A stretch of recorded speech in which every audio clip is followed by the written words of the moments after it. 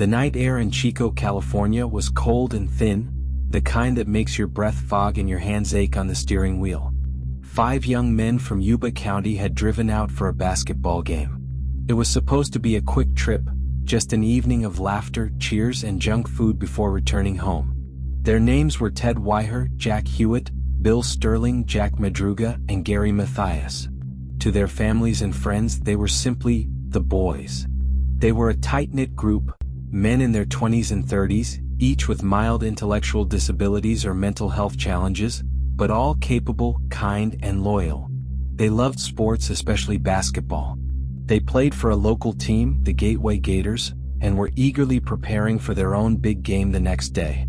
The winner would receive trophies, something they'd been talking about all week.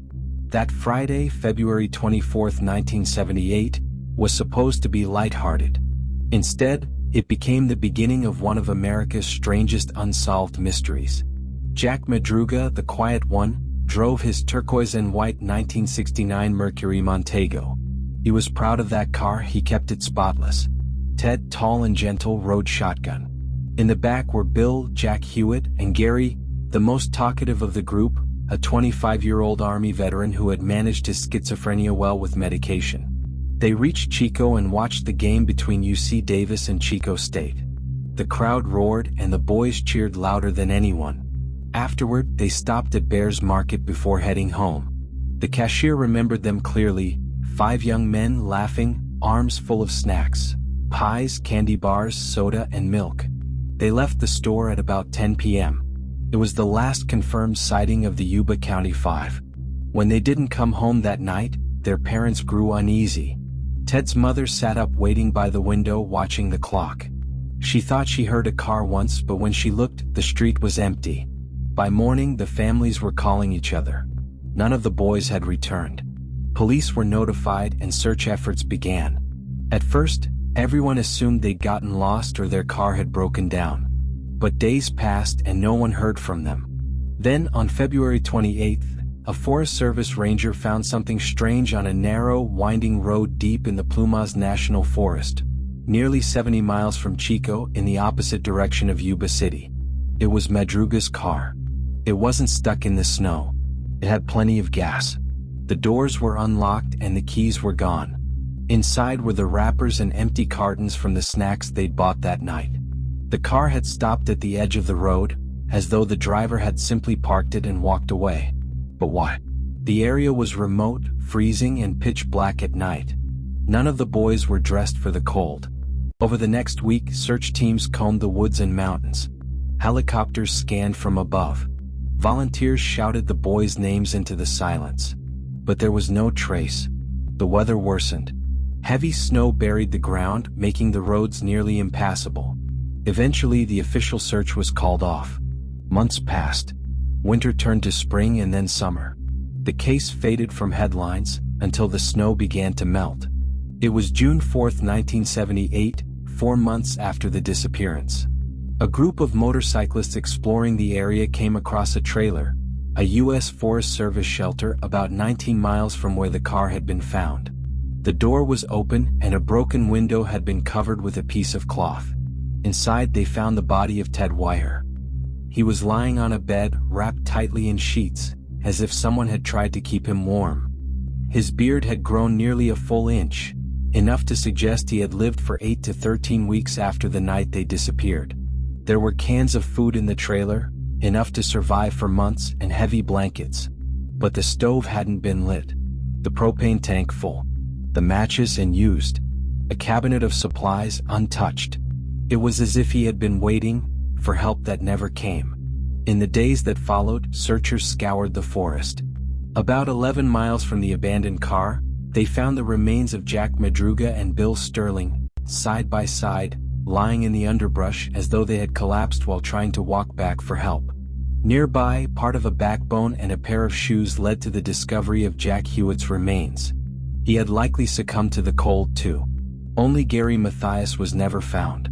His sneakers were inside the trailer, near Ted's body, suggesting he had been there. But Gary himself vanished completely. No body. No trace. What happened that night has puzzled investigators ever since. The most direct route home from Chico led south, not northeast, into the freezing wilderness. Some speculated they got lost.